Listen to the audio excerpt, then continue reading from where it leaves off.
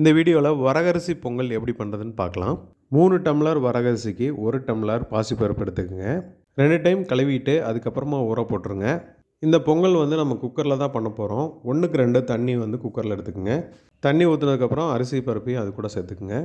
வரகரிசியில் நீங்களும் ட்ரை பண்ணி பாருங்கள், இந்த பொங்கல் டேஸ்ட்டாக இருக்கும். அது போக நீங்கள் குதிரவாளிலையும் இதை ட்ரை பண்ணலாம். மூடியை போட்டு 2 விசில் விட்டு எடுத்துக்கோங்க. பொங்கலுக்கு தேவையான தாளிப்பு சைடில் பண்ணிக்கலாம். ஆயில் ஹீட் ஆனதுக்கப்புறம் மிளகு சீரகத்தை கொஞ்சம் வணக்கிங்க.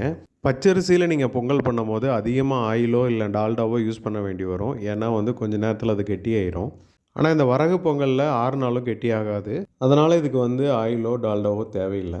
பொடியாக நறுக்கின இஞ்சி, நீளவாக்கில் நறுக்கின பச்சை மிளகா, கருவேப்பிலை இதெல்லாம் இந்த டயத்தில் ஆட் பண்ணிடுங்க. இஞ்சி, பச்சை மிளகா, கருவேப்பிலையெல்லாம் வணக்கும் போது நல்ல ஒரு ஸ்மெல் வரும். அந்த ஸ்மெல் வர வரைக்கும் நல்லா வணக்கிட்டு அதுக்கப்புறம் எடுத்து பொங்கலில் போட்டுடலாம்.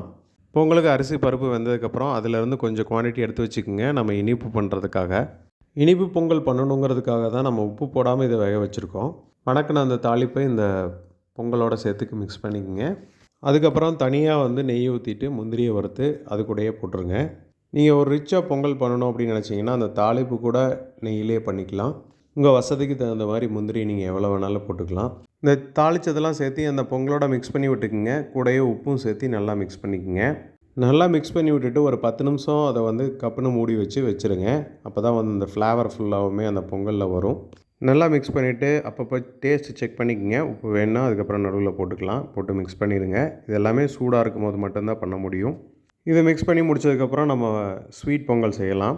ஸ்வீட் பொங்கலுக்கு ஏற்கனவே நம்ம அரிசி பருப்பு வேக வச்சதை எடுத்து வச்சுருக்கோம். தனியாக ஒரு கடாயில் நெய் ஊற்றிட்டு முந்திரி, திராட்சை, ஏலக்காய் வறுத்துக்கலாம். முந்திரி, திராட்சை எப்பயுமே லைட் ப்ரௌனாகவே வறுத்துக்குங்க. ஏன்னா அந்த நெய்யோட சூட்டில் இன்னமும் கலர் ஆகும். ஏற்கனவே நம்ம எடுத்து வச்சுருக்கிற சாப்பாட்டில் இந்த முந்திரி, திராட்சை, ஏலக்காயை சேர்த்துக்குங்க.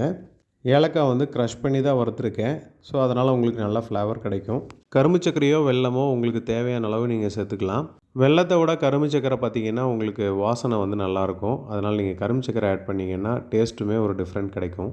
2வது கரும்பு சர்க்கரை போடுறதுனால இந்த சூட்லேயே ஈஸியாக கரைஞ்சிரும். மிக்ஸ் பண்ணி எடுத்து வச்சுருங்க. ஒரு 5 மினிட்ஸ் கழித்து சர்வ் பண்ணலாம். கண்டிப்பாக எல்லோரும் ட்ரை பண்ணுங்கள்.